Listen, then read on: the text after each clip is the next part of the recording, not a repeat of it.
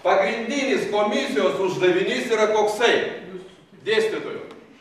Pirma, pasakyti, kad jūs lūzeriai, ir antra, nugilinti jūsų diplominį darbą.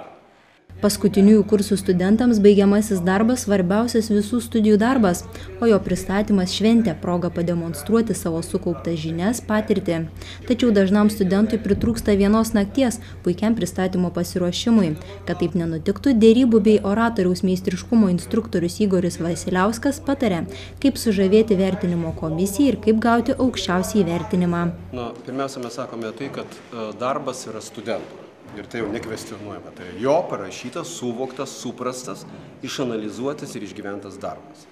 Todėl, tam, kad jisai puikiai save pristatytų, jisai turi vienu sakiniu parašyti pagrindinę esminę žinutę. Kas savo darbo aš norėsiu pateikti auditorijai. Koks tikslas mano pranešimo, koks tikslas mano darbo. Kai tik tai jisai įsivardina, jisai žino, apie ką jisai kalbės. Realiai diplominis darbas ir yra tam tikra prasme idėja, kurią ateityje galbūt verslas ir pasiims ir realizuos. Jie turi mokėti tą idėją parduoti. Todėl šitoje vietoje reikia pasižiūrėti, kiek informacijos reikia, kaip aš įdomiai, patraukliai, suprantamai ją pateiksiu. Jisai turi taip pasakoti, lyg tai ten būtų visiškai kitos krypties ryties žmonės. Jeigu jie supras, specialistai tikrai supras tuos dalykus.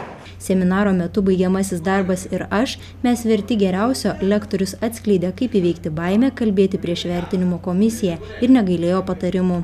Jaudulys įvyksta tuo met, kai aš pradedu kurti mistinį pasaulį.